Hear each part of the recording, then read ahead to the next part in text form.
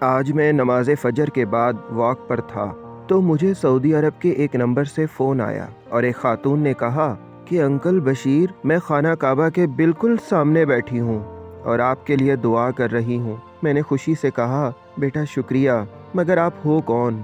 جب اس بچی نے مجھے ایک واقعہ یاد کروایا تو مجھے اپنی 4 سال پرانی ٹیوزڈے سٹوریز یاد آ گئیں۔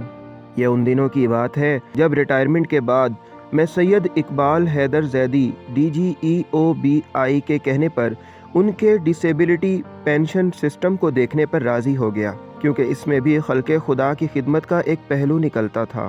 میں ہر منگل کو یہ کام کرنے عوامی مرکز EOBI کے آفس جاتا تھا۔ 24 جنوری 2017 بروز منگل EBOI عوامی مرکز کراچی کے دفتر میں فرسٹ فلور پر بیٹھا میں معذوری پینشن بورڈ کے پریزیڈنٹ کی حیثیت سے معذوروں کو چیک کر رہا تھا کہ 2 بچیاں نقاب لگائے کالے عبایوں میں میرے آفس میں داخل ہوئیں اور کہا کہ سر، ہمارے ابو معذور ہیں، آپ ان کی معذوری پینشن کی منظوری دے دیں۔ میں نے کہا کہ ابو کو اندر لائیے، تو دونوں انتہائی مغموم لہجے میں کہنے لگیں کہ وہ تو مکمل معذور ہیں اور نیچے امتیاز سٹور کے سامنے سڑک پر رکشے میں پڑے ہیں، پلیز آپ ان کو وہاں ہی دیکھ لیں، ہم اٹھا کر اوپر نہیں لا سکتے۔ میں چپ چاپ اٹھا اور ان کے ساتھ باہر چل پڑا۔ رکشے میں انسان کے روپ میں ہڈیوں کا ایک ڈھانچہ رکھا دیکھا جو سننے، بولنے یا ہلنے سے بھی عاری تھا۔ میں اللہ سے توبہ کرتا ہوا واپس آ گیا۔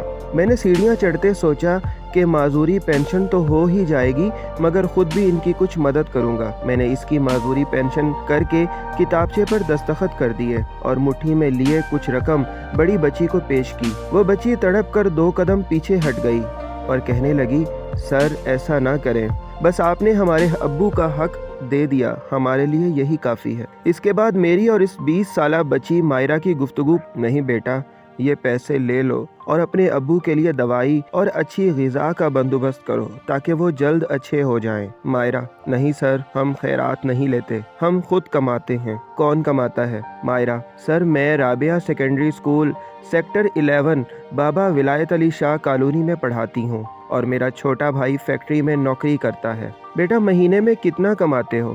مائرہ، سر میں 2500 اور میرا بھائی 7000۔ مکان کا کرایہ اور ابو کی دوائی کا ہو جاتا ہے، بس ہم کھانا ایک وقت مگر پیٹ بھر کر کھا لیتے ہیں۔ اب ابو کی 5000 پینشن مل گئی تو سب ٹھیک ہو جائے گا، چھوٹی بہن بھی دوبارہ پڑھنے جایا کرے گی۔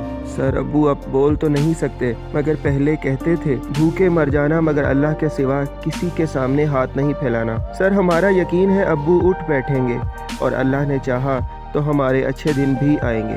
میں چپ چاپ اس کی باتیں سنتا رہا۔ میں نے اپنے آنسو چھپاتے ہوئے پینشن بک دستخط کر کے اسے تھما دی۔ اتنی غربت میں گھری، اتنی غیرت مند اور اللہ پر اتنے پکے یقین والی بچی میں بھی پہلی دفعہ دیکھ رہا تھا، چونکہ میں تہیہ کر چکا تھا کہ ان کی مدد کرنی ہے۔ اس لیے جب بچیاں کلرک کے پاس بک کے اندراج کے انتظار میں تھیں تو میں دوبارہ سڑک پر کھڑے رکشے تک گیا اور ان کے ابو کی جیب میں حسب توفیق کچھ ڈال کر واپس اپنے آفس میں آ بیٹھا۔ میں نے بچیوں کو دوبارہ بلوایا، ان کی اجازت سے یادگار کے طور پر ان کی اور تمام کاغذات کی تصویر لی اور وہ خدا حافظ کہہ کر چلی گئیں۔ پھر ایک آدھ دفعہ اس بچی نے اپنے کسی مسئلے کے لیے رابطہ کیا اور آج 4 سال بعد اس کے فون نے مجھے حیران کر دیا۔ اس نے بتایا کہ ابو اسی سال فوت ہو گئے تھے۔ 2 سال پہلے کسی کے توسط سے سعودی عرب میں کام کرتے ایک پاکستانی سے اس کی شادی ہو گئی تو اس کے میاں نے اس کے بھائی کو بھی ویزا دلوا کر جدہ بلوا لیا۔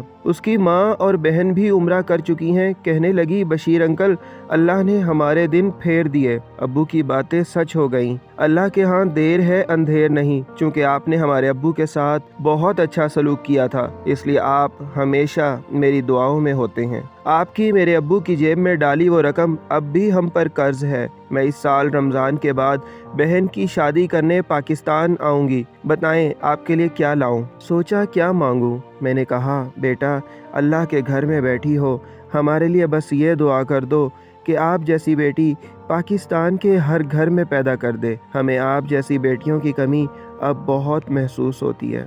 بریگیڈیئر بشیر ارائیں۔